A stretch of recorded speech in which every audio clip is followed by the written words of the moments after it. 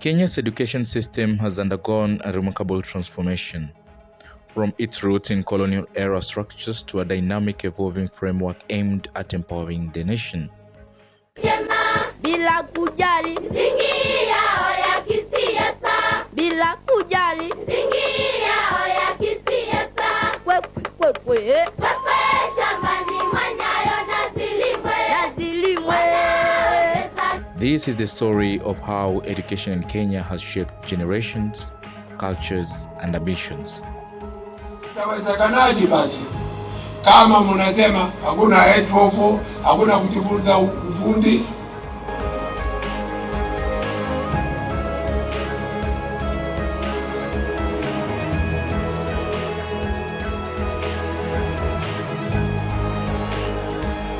Kenya's formal education system began under British colonial rule. Initially, missionary schools aimed to spread Christianity, teaching basic literacy and vocational skills to indigenous populations. These schools were very selective, with limited access granted mostly to male students.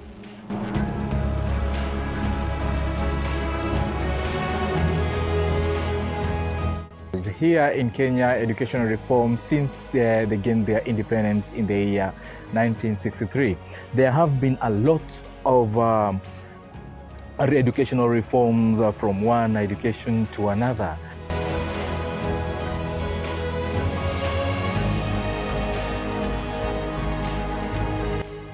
Colonial authorities prioritized practical skills training to meet labor needs.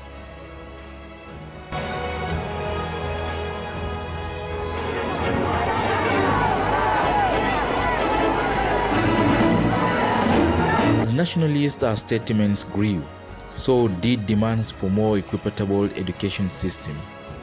Independent leaders like Jomo Kenyatta and Tom Mboya were recognized that an education population was essential for Kenyan freedom and economic independence. Pressure mounted to create an education system that will be relevant to Kenyan needs. The Ominde Commission of 1964 post-independence was one of the first steps in this direction. But I think the most important aspect that must have priority is education. Education in many senses. Education in terms of schools, more facilities at our schools, education in terms of technical and trade schools, and education in terms of giving people an opportunity to show their responsibility and to exercise responsibility and gain experience. At this point, Tom Mboya was asked why education should have priority over other needs such as capital investments. You can have all sorts of capital, but if you do not have either the will to work or the capacity to use the capital locally, you still have a handicap. Education opens the door both in terms of being able to use the capital that you get from other countries, and also it creates a bigger and better market for what you produce, because it helps to stimulate new desires, new needs, and therefore a bigger and better market. And also, thirdly, it creates what is very important, the fact that there is local participation, which is essential. Development without local participation and local identification is useless. Sana kwa kila mtoto katika nchi yetu tukufu apate elimu, na tukifanya mambo kama hayo tutapata watu ambao watashikilia madaraka ya serikali yetu tukufu na kazi nyinginezo katika republic yetu. Kwa hivyo nyinyi mkiwa hapa mjue kwamba mna kazi muhimu sana ya kuwaelimisha watoto wetu, na kwa hivyo tukishirikiana pamoja na raia na serikali tutakuwa na kazi njema ya kuendesha nchi yetu mbele. After independence in 1963, Kenya's first Minister of Education, Dr. Simeon Ominde, led the Ominde Commission. This was first Kenyan significant attempt to overhaul colonial era education, with a focus on African identity, national cohesion, and development. The Ominde Commission recommended secular, universal education with Swahili as a national language. It aimed to foster unity and address disparities across ethnic and economic lines. Educational reforms increased the number of schools, raised literacy rates, and introduced education for girls and marginalized communities. But the system struggled to meet growing demands due to limited resources and infrastructure.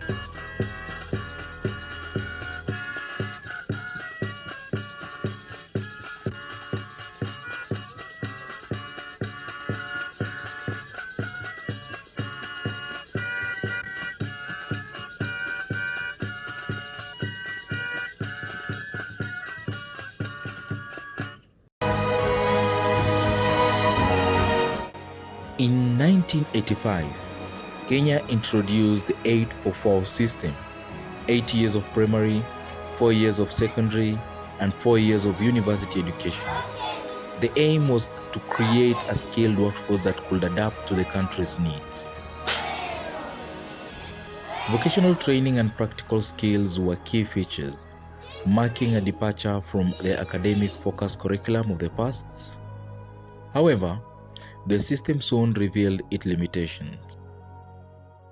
Itawezekanaje basi kama mnasema hakuna 844, hakuna kujifunza ufundi? Kijana akiingia katika university na ajui hata kutengeneza sanduku, ajui jina la spana, ajui jina la screw,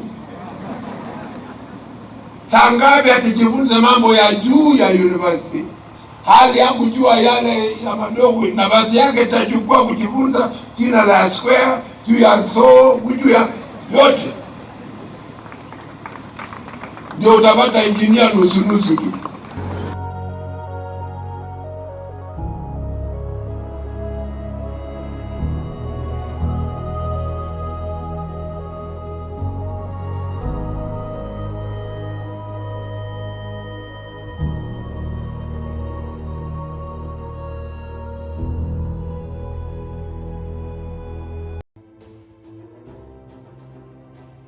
In 2003, Kenya introduced free primary education, that is FPE, a transformation policy aimed to eliminating barriers to education. School enrollment surged as families across Kenya rushed to take advantage of this opportunity.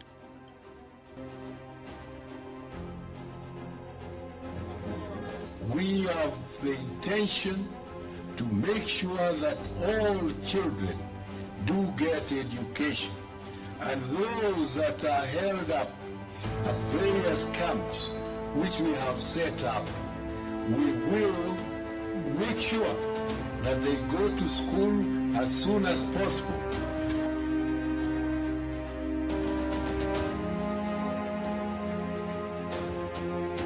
Through free primary education expanded access, the system struggled with the inadequate resources, shortages of teachers, and overcrowded classrooms.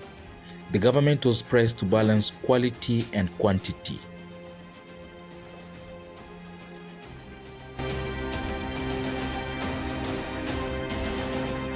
In 2017, Kenya introduced the Competency-Based Curriculum, that is CBC,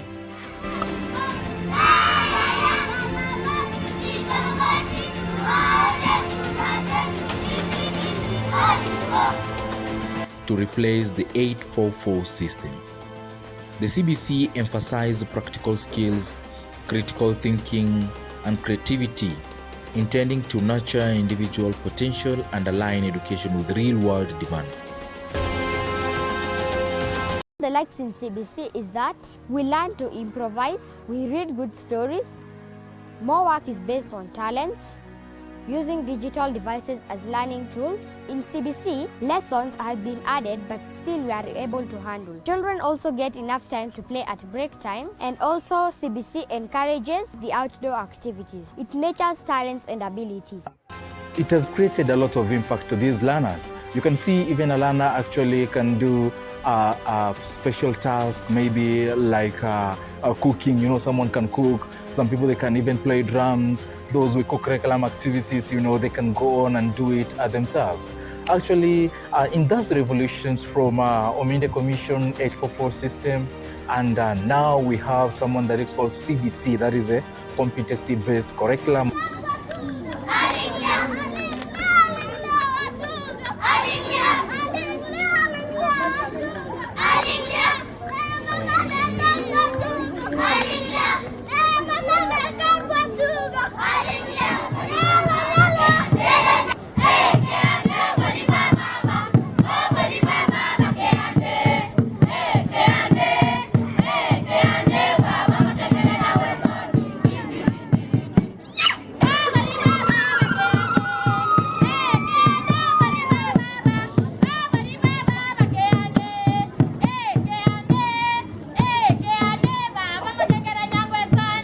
Is the best way that Africa as a continent, they will grow as independent, and actually technologically also it will grow, co-curriculum activities like football, cultural activities. It will be implemented perfectly here in our continent, Africa.